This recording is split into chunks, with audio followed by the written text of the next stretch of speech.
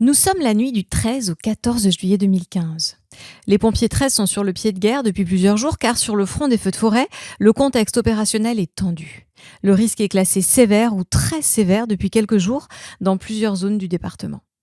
Mais ce qui va survenir à 3 heures du matin n'a aucun lien avec les incendies de forêt. 2 énormes explosions presque simultanées réveillent les habitants du pourtour de l'étang de Berre. Ces explosions proviennent du site pétrochimique que le groupe Shell, souhaitant se retirer de cette branche d'activité sur le sol français, a cédé en 2008 à Lyondell-Basel, un poids lourd dans le secteur. Lyondell-Basel, ce sont 55 sites dans 18 pays. Spécialisé dans le raffinage, la chimie et la production de plastique, ce groupe est la 3e plus grande société chimique indépendante du monde. Et à Berre-l'Étang, ce complexe qui emploie 1 millier de personnes s'est spécialisé dans la production d'oléfines et de polyoéfines, de petites molécules destinées à la fabrication du plastique. Ce site, c'est ce qu'on appelle une ICPE, une installation classée pour la protection de l'environnement. Au titre de son activité, Lyondell-Basel est par ailleurs une installation classée Seveso, du nom de cette directive qui impose aux États de l'Union européenne de répertorier les sites industriels où un accident entraînerait de graves conséquences. Les 2 explosions qui viennent de retentir dans 2 immenses cubes d'hydrocarbures à toit flottant, distantes de 500 mètres, entraînent immédiatement des incendies. Le PC incendie reçoit les premières alarmes et des engins grande puissance sont dépêchés sur place avec les premiers secours.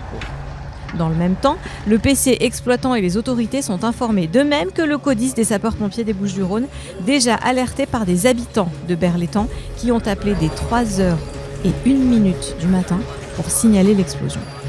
Pas de temps à perdre, les sapeurs-pompiers prennent contact avec l'exploitant et recueillent les premières informations. Le premier incendie s'est déclaré dans le bac T10-17 qui contient 15 000 m3 d'hydrocarbures. Les actions de lutte commencent aussitôt. Les pompiers 13 joignent leurs forces à celles des pompiers de l'exploitant. Ils projettent de la mousse, car contre les feux d'hydrocarbures, l'eau seule ne peut rien. La solution, c'est de recouvrir les flammes d'un couvercle de mousse pour les étouffer. Il faudra 1h30 pour éteindre le feu au sommet de cette cuve. Puis un engin restera positionné au pied du bac pour le refroidir et pour entretenir le tapis de mousse qui a permis d'étouffer les flammes au sommet. Le problème n'est pas dans ce bac T10-17. Le problème, il est ailleurs. À 500 mètres de là, 48 000 m3 de naphta couvent dans une seconde cuve sous un couvercle flottant conçu pour épouser le niveau du liquide inflammable. Ce type de couvercle permet de limiter l'évaporation qui pourrait créer une atmosphère gazeuse. Et c'est bien l'incendie qui concerne ce bac, le T10-32, qui va donner du fil à retordre à tout le monde. 48 000 m3, c'est l'équivalent d'une quarantaine de piscines olympiques. Le CODIS alerte la chaîne de commandement territoriale ainsi que les référents liquides inflammables et l'officier spécialisé en NRBCE, le risque nucléaire, radiologique, bactériologique, chimique et explosif. On élabore les scénarios, on dessine des hypothèses. Par exemple, il ne faudrait pas que des particules atteignent l'eau, plus lourde, qui stagne au fond de la cuve et que cela finisse par projeter une boule de feu. Pendant ce temps, la fumée continue de s'épaissir et le panache haut de 500 mètres se répercute sur la circulation routière. Les autorités s'interrogent même sur l'ouverture de l'aéroport, puisque la plus grosse cuve est dans l'axe des pistes. Plusieurs engins sont engagés contre le feu, qui vomit une fumée noire depuis le sommet de la cuve T10-32. Ils se rangent au pied du bac et on donne le top mousse. Les engins se mettent à cracher 18 000 litres de mousse à la minute, avec une pression de 12 bars. Là encore, c'est avec cette mousse que les sapeurs-pompiers espèrent étouffer ce feu d'hydrocarbures. Mais ce top mousse reste sans effet sur le sinistre que l'avion d'aérosurveillance a situé entre le toit flottant et le naphta. Une ligne continue de brûler au milieu du toit. C'est là qu'il va falloir taper, et taper fort. Une réunion entre les chefs de feu de l'industriel et du SDIS 13 est organisée pour coordonner la lutte. Les pompiers 13 concentrent les moyens. 3 fourgons mousse grande puissance, 3 bras élévateurs articulés et 4 fourgons grande puissance dévidoir complètent les moyens de l'industriel. Tous participeront à cette nouvelle attaque. Ce dispositif d'attaque est positionné avec ses engins et la stratégie définie par les pompiers. Ce sera un top mousse aussi puissant que précis. Les sapeurs-pompiers répartissent les opérations et sectorisent. Il y a un secteur incendie, un secteur environnement et un secteur alimentation. Et pour alimenter le dispositif, des lignes de tuyaux plongées dans l'étang de Berre courent sur 11 km. Au sol, les berces émulseurs sont installées sur des châssis qui permettront de les incliner. Il faut aussi refroidir la cuve que le feu fait grimper en température. Ce top mousse, ça va être une opération chirurgicale. C'est le caporal-chef, Jean-Jacques Massoc, qui va se charger de cette mission qu'il sait périlleuse. Si la cuve venait à s'éventrer, des tonnes d'hydrocarbures se déverseraient.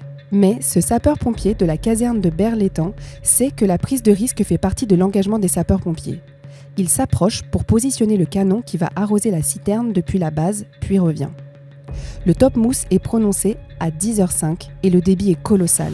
Toutes les capacités hydrauliques se joignent pour projeter 30 000 litres de mousse sur le haut du bac. Ce tapis se jette sur le feu. À 10h53, les images fournies par la vidéosurveillance permettent de constater que le feu résiste un peu dans un joint au sud. L'action se poursuit encore de longues minutes. Mais cette frappe simultanée finit par fonctionner. Piégé sous un couvercle de mousse, privé d'air, le feu se meurt peu à peu, étouffé, en même temps que l'eau refroidit la cuve. À 11h15, après visualisation infrarouge aérienne, le feu est déclaré éteint. La reconnaissance visuelle faite depuis la plateforme du bras élévateur articulé confirme une deuxième chose. Le toit du bac ne s'est pas immergé dans le liquide. Le toit, dégradé et alourdi, coulera pendant la nuit du 14 au 15 juillet. Plus tard, ces images montreront la fragilisation de la jupe du réservoir en raison de la contrainte technique. Il aura fallu 8 heures de lutte pour venir à bout des flammes. L'énorme panache noir a suscité aussi l'inquiétude de la population. D'autant que la catastrophe n'était pas si loin. Si la grande cuve s'était fendue, 48 000 mètres cubes de naphta, ce dérivé d'hydrocarbures, se seraient déversés. Cela aurait pu blesser des intervenants, mettre le feu au site, voire à des maisons et à la nature environnante. Rien de tout cela ne s'est produit. Les habitants restent informés. L'automate d'appel mis en place par la mairie de Berre-l'Étang a permis notamment d'expliquer que la fumée n'avait rien de toxique. Plusieurs études le confirment. Il s'agit de monoxyde et de dioxyde de carbone, d'hydrocarbures variés et de beaucoup de suie. Pour réduire les rejets, l'exploitant renforce les actions pour étancher et vidanger les bacs d'hydrocarbures. Pour protéger l'étang de Berre, un barrage absorbant est installé en lien avec l'équipe anti-pollution du SDIS 13 à la sortie d'une buse. Aucune trace de pollution aux hydrocarbures n'est relevée. Une enquête judiciaire permettra d'établir ensuite que les 2 bacs ont fait l'objet d'une attaque par explosif. Une 3e cuve avait été ciblée, mais le dispositif a fait long feu. Un suspect sera arrêté 1 an plus tard et condamné par la justice.